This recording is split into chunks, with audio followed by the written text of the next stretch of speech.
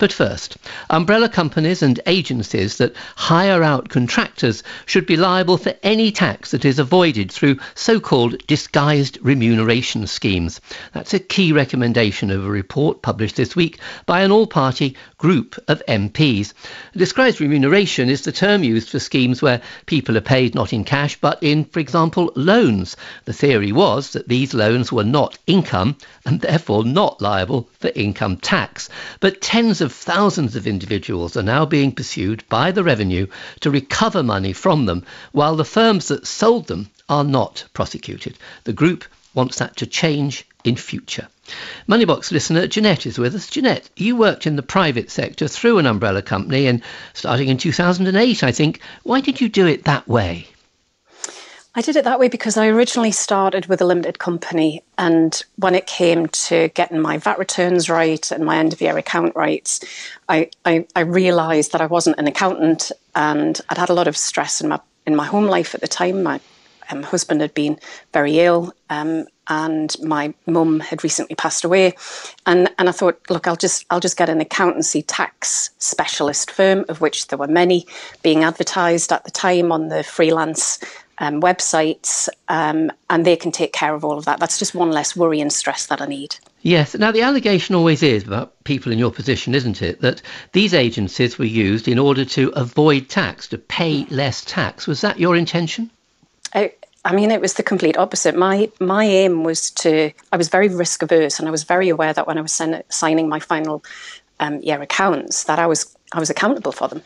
But I'm not a specialist. So that was my whole purpose of this, was to get it right. And that was their selling. That's how they sold it, was, we'll take care of all of that for you. There's nothing to worry about here. It's a full service, everything to do with HMRC and your accounts.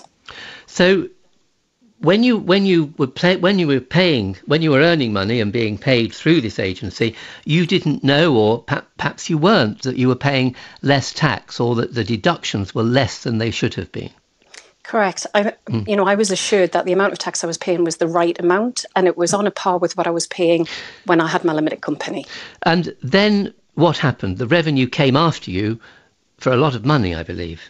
Absolutely, a six-figure sum, totally life-changing, horrific. A six-figure sum. Now, was that, the HMRC tells us that it was introduced to ensure that people who used what they call disguised remuneration tax avoidance schemes paid their fair share. Was it to make you pay the tax that, albeit unwittingly, you hadn't paid?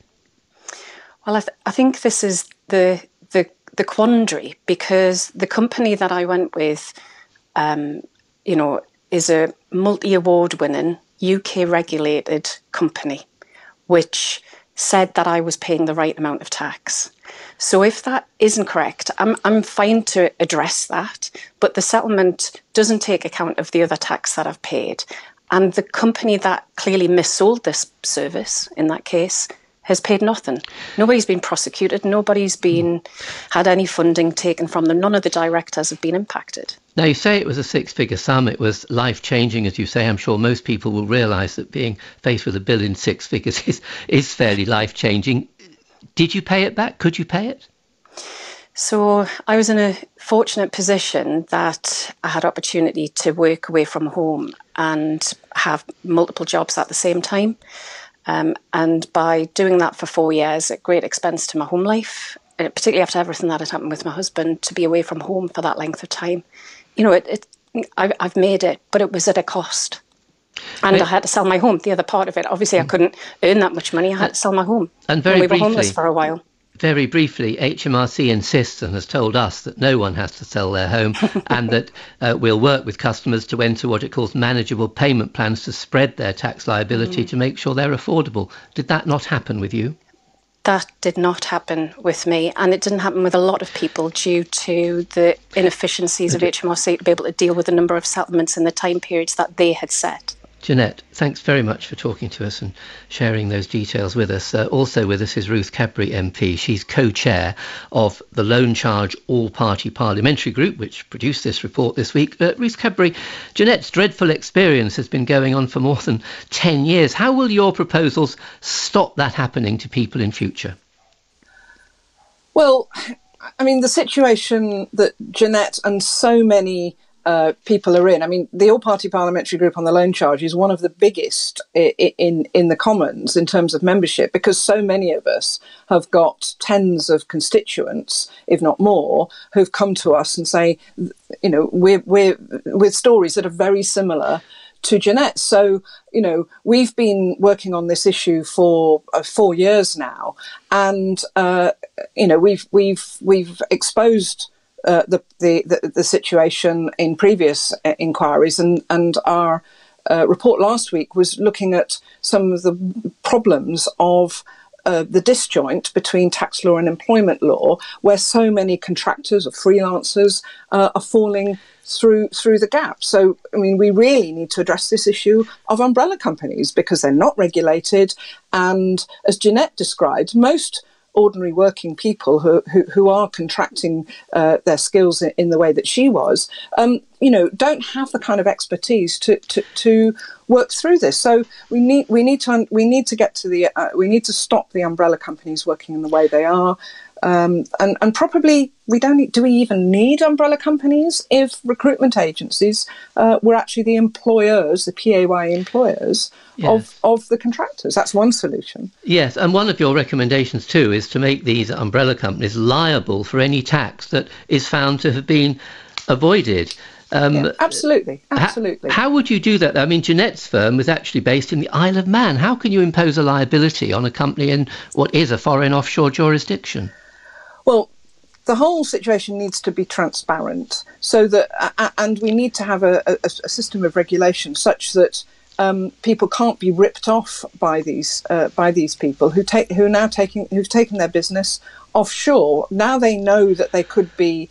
They are at risk of the HMRC maybe coming after them for any future deals they do. They've taken their business offshore, but not a single umbrella company has been prosecuted for withholding tax on behalf of people, and yet people like Jeanette are effectively yes, being prosecuted. And yet, despite what you say, HMRC told Moneybox it's cracking down on promoters of schemes through sanctions and penalties. You're saying that hasn't happened? We've not seen any evidence of that, certainly not in an effective way. And, you know, there is a trade group, a trade body of responsible umbrella companies, but their membership is a fraction of the total number of companies out there. And I'm going to ask you to be brief in conclusion, Ruth, forgive me.